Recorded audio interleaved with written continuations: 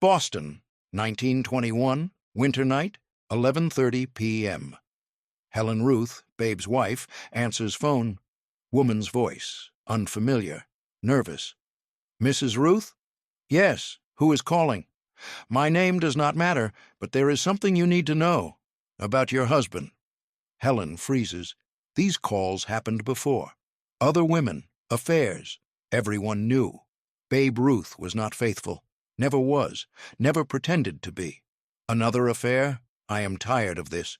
No, not just an affair. There is a baby. Silence. Long silence. Helen cannot speak, cannot process. Baby? What did you say? Your husband has a baby, girl, 3 months old, and the mother cannot keep her. No money, no support. Baby needs help. Why are you calling me? Call my husband. I tried. He does not answer. He is avoiding this.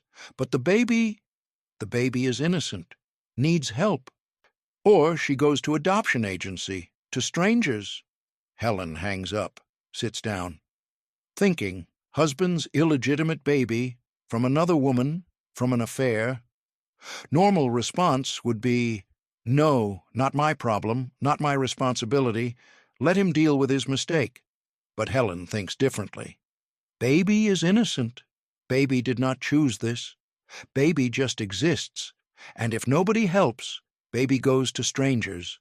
Different family, different name. Will never know her father. Never know she is a Ruth. Helen makes her decision. Next day she talks to Babe. We are taking the baby. What? Your baby. From that woman. We are taking her. She will be our daughter. Helen, are you crazy? Another woman's baby. She has no other chance. You are running from responsibility. Baby is innocent. I am taking her. What will people say? We will tell people she is adopted. Nobody will know the truth. She will be our daughter. That is final. And that is how Dorothy Ruth became Babe and Helen Ruth's adopted daughter. But the truth was much more complicated. To understand why Helen made this decision, you need to understand who Helen Ruth was.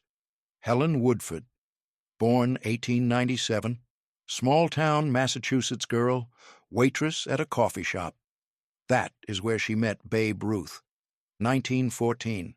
Babe was 19 years old, minor league player. Nobody famous yet, just a talented pitcher. Came into the coffee shop, saw Helen, fell in love immediately. Not because she was glamorous, she was not. Not because she was sophisticated, she was not.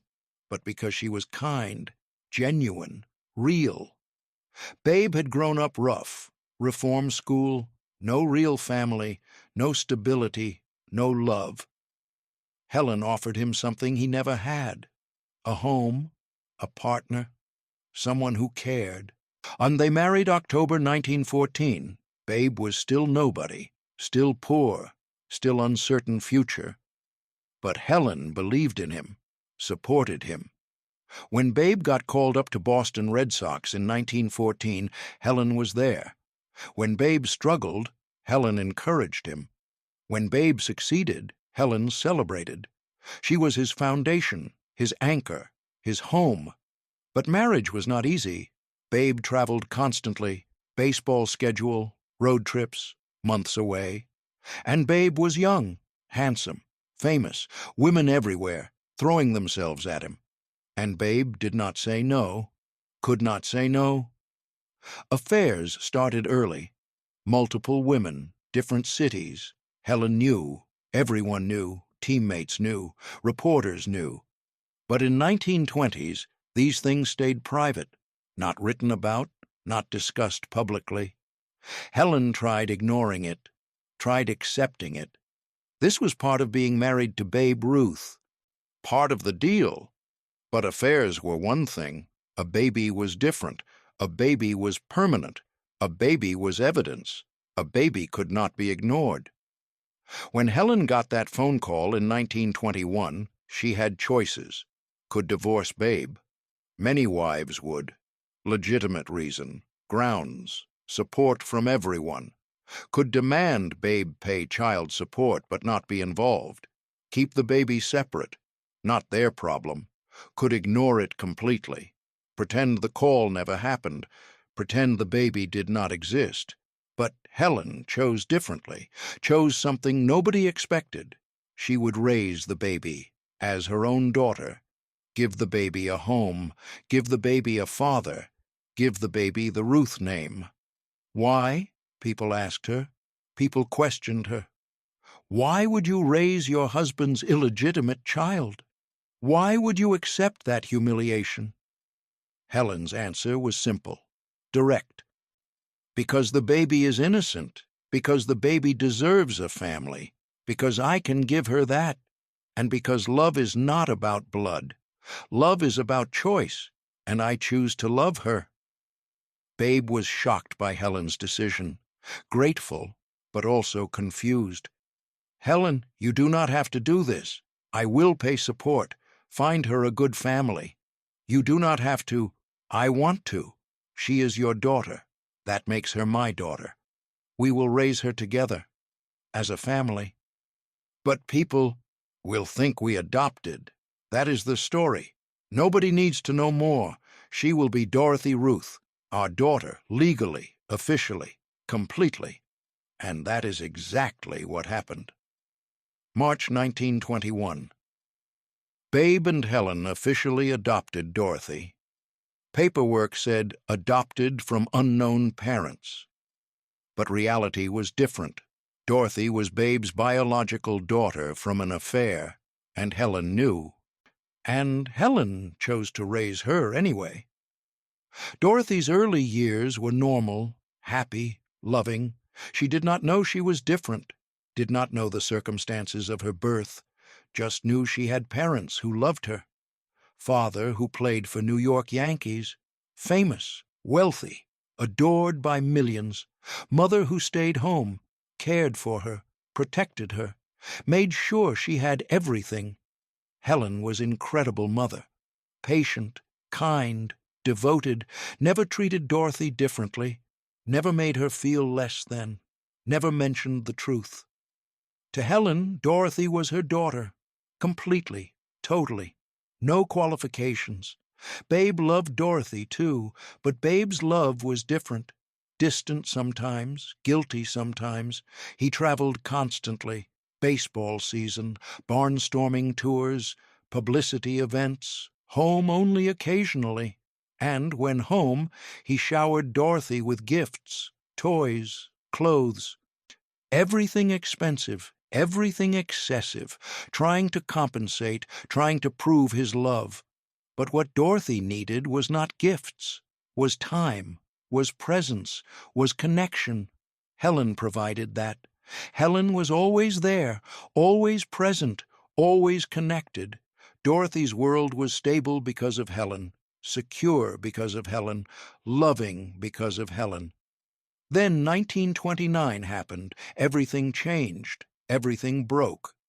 January 11th, 1929, Watertown, Massachusetts, small house. Fire started in night. Electrical problem, spread quickly. Helen was inside, sleeping, did not wake up in time, did not escape, died from smoke inhalation, age 31. Dorothy was 7 years old, too young to understand death, too young to process loss, too young to know her world just collapsed. Babe was devastated, not just sad, destroyed. Helen was his foundation, his stability, his home. Without her, he was lost. And now he had Dorothy, 7-year-old daughter, who just lost her mother, who needed care, needed love, needed stability. And Babe had no idea how to provide that. He tried, hired nannies, brought Dorothy on road trips sometimes, tried being present, but it was not enough, could never be enough. Because Babe was not Helen, could not replace Helen, could never be what Dorothy needed. For months, Babe struggled.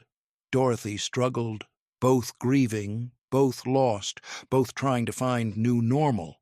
Then Babe met Claire Hodgson, actress, model, sophisticated, beautiful, everything Helen was not. They met at a party, started dating, and Babe saw an opportunity, not just romance, but solution. Someone to help raise Dorothy, someone to provide stability, someone to be the mother Dorothy lost. April 1929. 3 months after Helen's death, Babe married Claire. Fast. Too fast.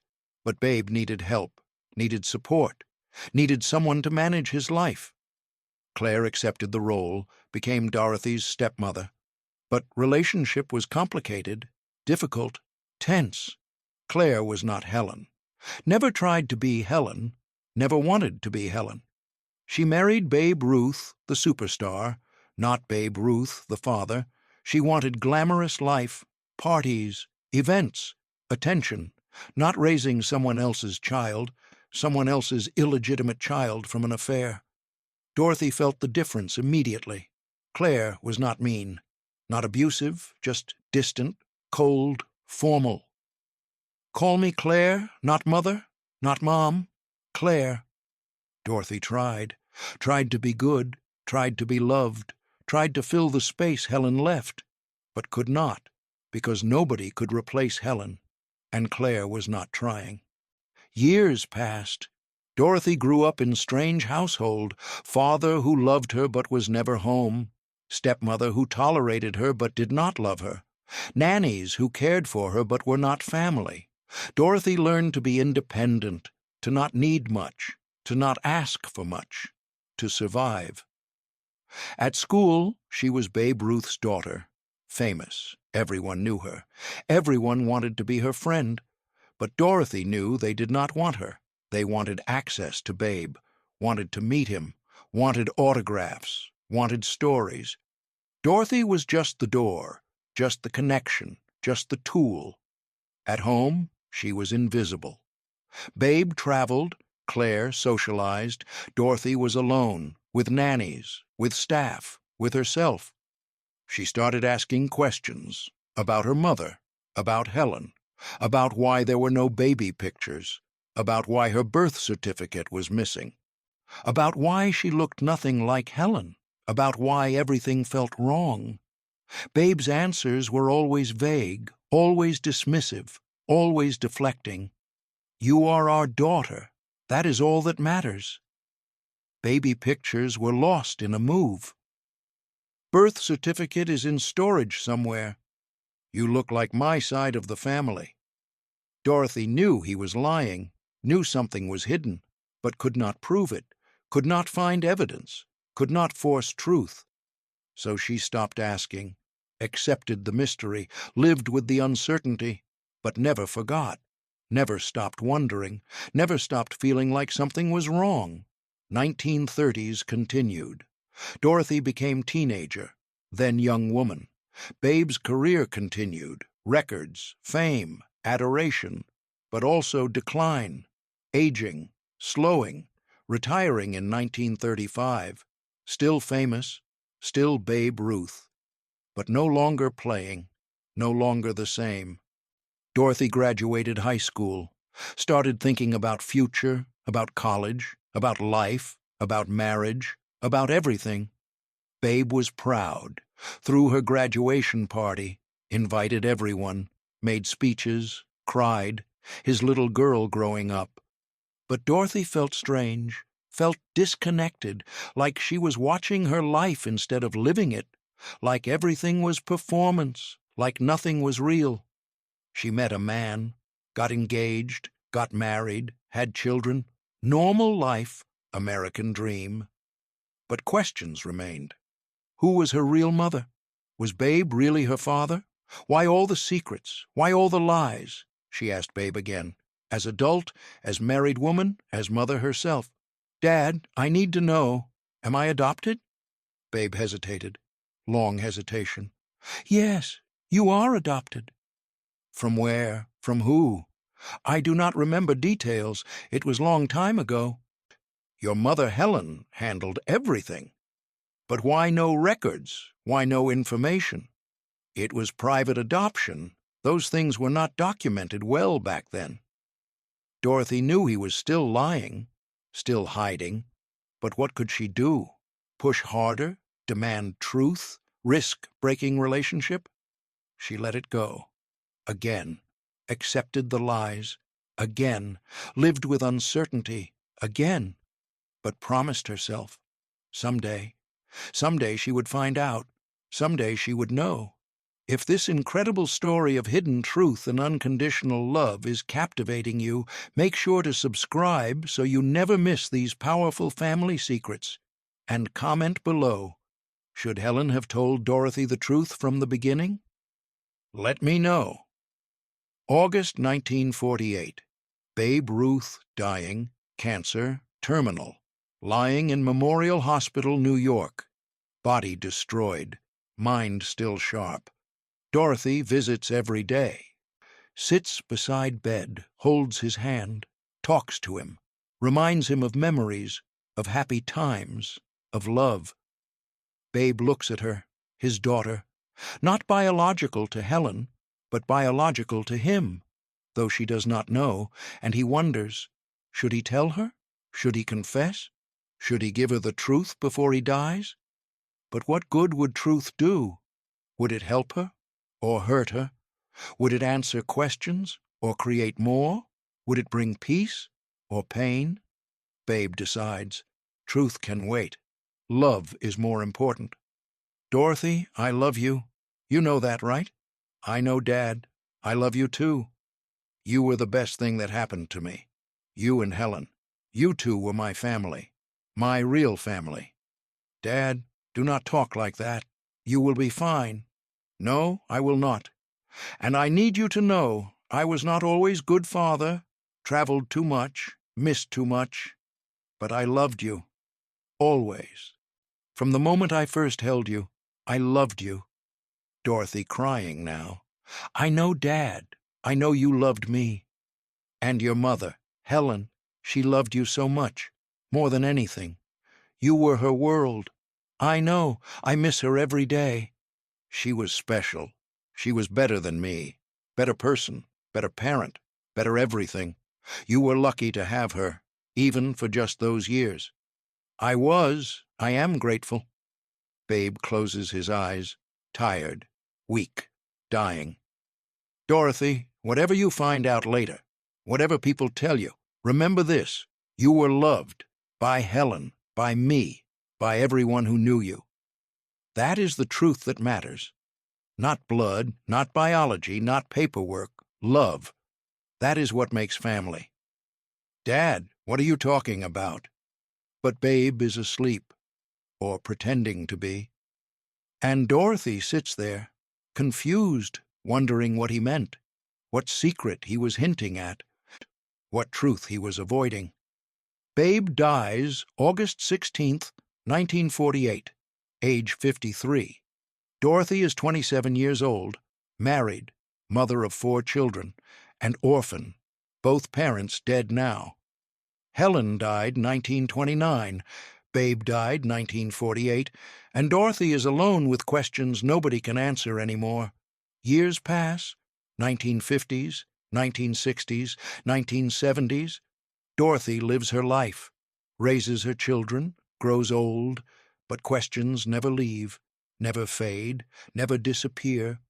Then 1980s arrive, and everything changes. Researchers start investigating Babe Ruth's life, writing biographies, documenting history. And they discover things, files, records, hospital documents. They find Dorothy's real birth certificate, not the adoption papers, the original. Mother, Juanita Jennings.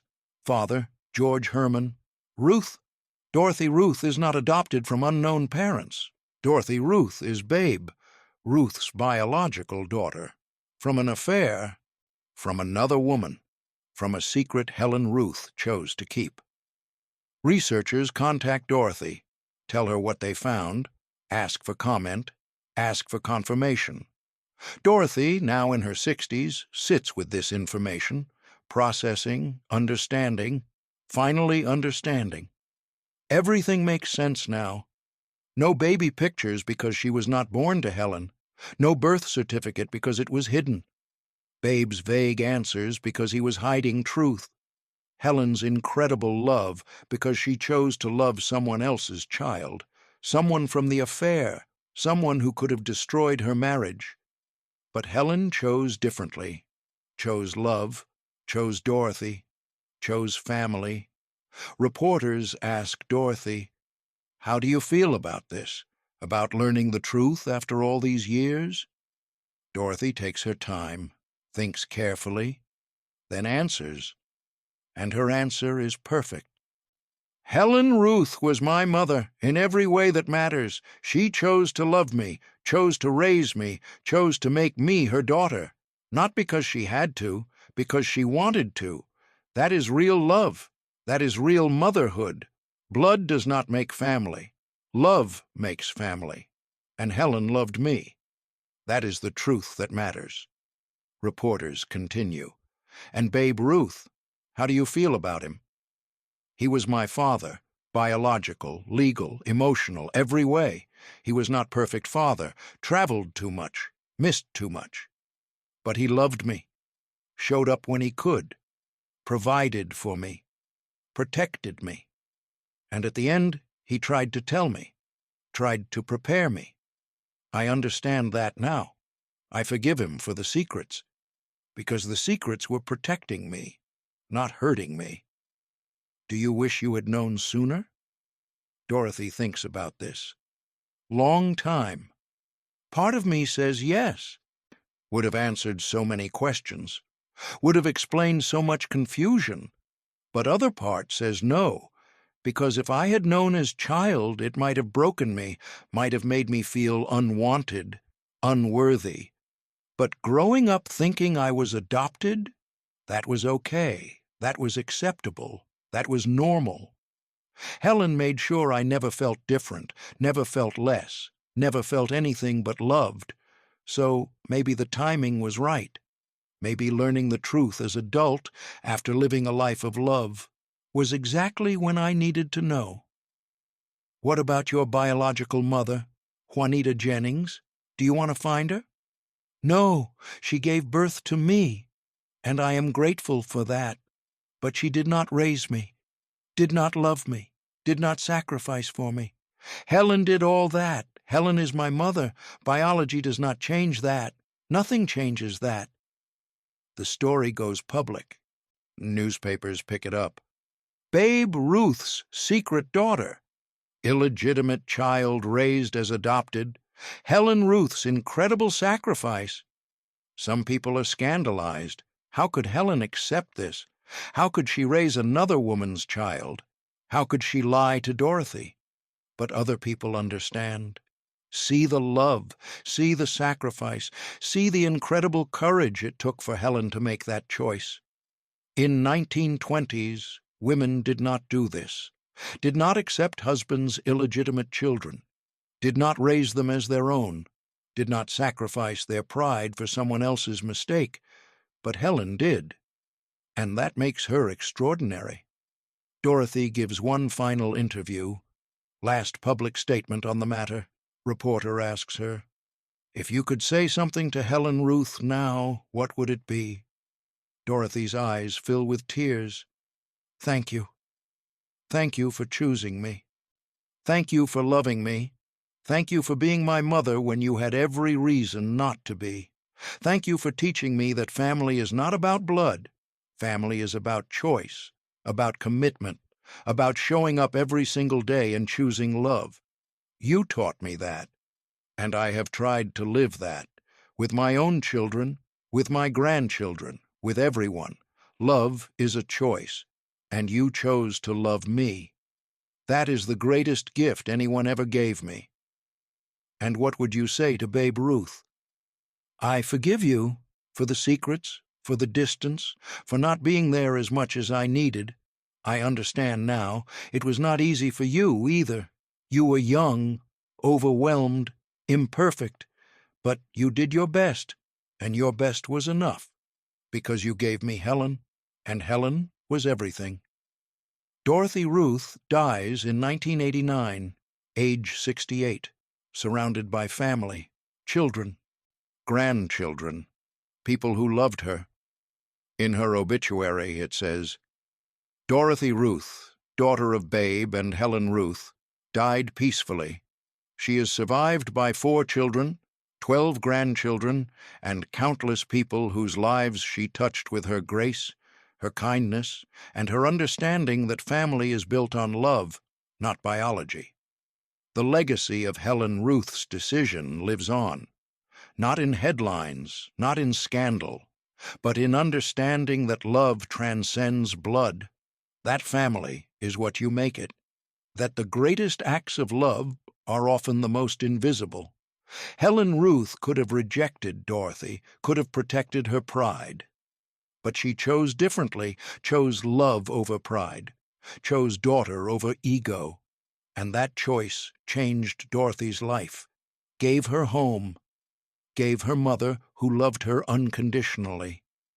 When people ask, what is love? This is the answer. Love is Helen Ruth accepting a baby that was not hers. Love is Helen raising that baby as her own. Love is Helen never treating Dorothy differently. Love is Helen dying without revealing the secret. That is love. Not romantic love, but sacrificial love. Unconditional love. The love that builds families. Dorothy Ruth lived her entire life feeling loved, not because of biology, because of choice, Helen's choice. And when Dorothy learned the truth in her 60s, it did not destroy her, because she had lived a life of love.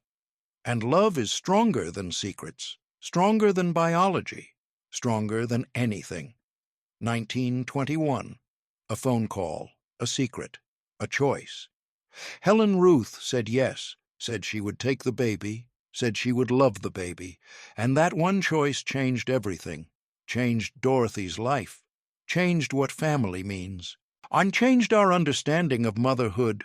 Helen died in 1929, only had Dorothy for 7 years, but those 7 years mattered.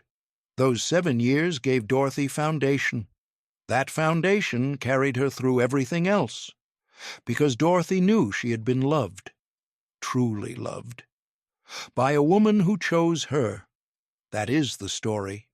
Not about scandal, not about secrets, about choice, about love, about a woman who looked at her husband's illegitimate baby and said, "She is my daughter," and meant it, forever.